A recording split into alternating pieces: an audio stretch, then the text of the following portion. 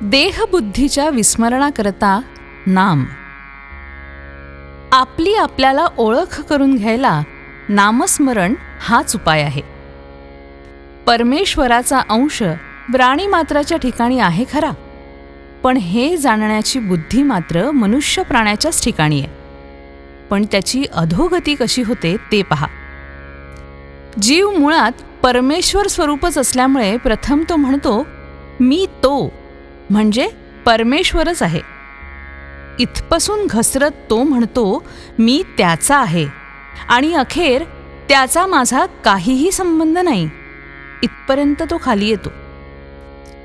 याला कारण देहबुद्धीचा पगडा वाढत वाढत शेवटी देह म्हणजेच मी अशी आपली पक्की भावना होते.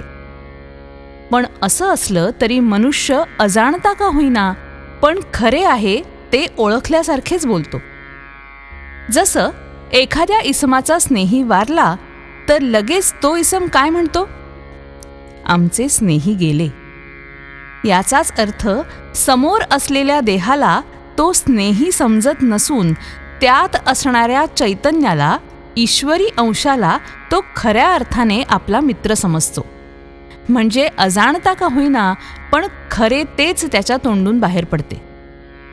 असं असलं तरी स्वतःच्या बाबतीत मात्र तो ही जाणीव कायम राखीत नाही आणि आपण म्हणजेच देह असं समजून तो वागत असतो. याला कारण ज्याचा खरा मी आहे त्याचा विसर पडून देहबुद्धी बळकट होत गेलीये. आता याला उपाय हाच की ज्या मार्गाने मी खाली घसरत आलो त्याच मार्गाने उलट वर जाणं. तेव्हा पहिली गोष्ट म्हणजे आता मी जो देहरूप बनलो आहे तो मी त्याचा, परमेश्वराचा आहे अशी जाणीव जागृत करणं. याच जाणीवेची परमावस्था म्हणजे मी तोच आहे ही भावना होणं. हे कसं साधावं? तर ज्याच्या विस्मरणाने माझी ही अधोगती झाली त्याचं स्मरण करणं.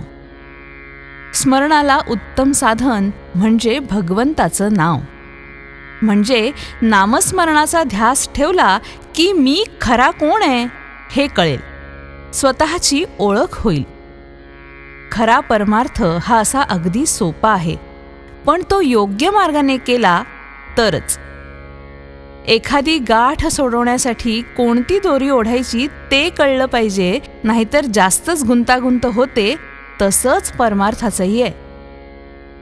मी कोण हे जाणलं पाहिजे, म्हणजे परमात्मा कोण हे आपोआप कळेल. दोघांचे स्वरूप एकच आहे, म्हणजे दोघे एकच आहेत. परमात्मा निर्गुण आहे. तो जाणायला आपल्यालाही नको का निर्गुण देहातीत व्हायला?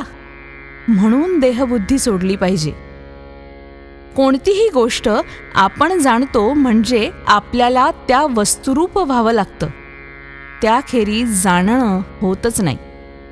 म्हणून परमात्म्याला जाणण्यासाठी आपल्याला नको का परमात्मा स्वरूप व्हायला? यालाच साधू होऊन साधूस ओळखावे, शिवो भूत्वा शिवम यजेत असं म्हणतात. श्रीराम.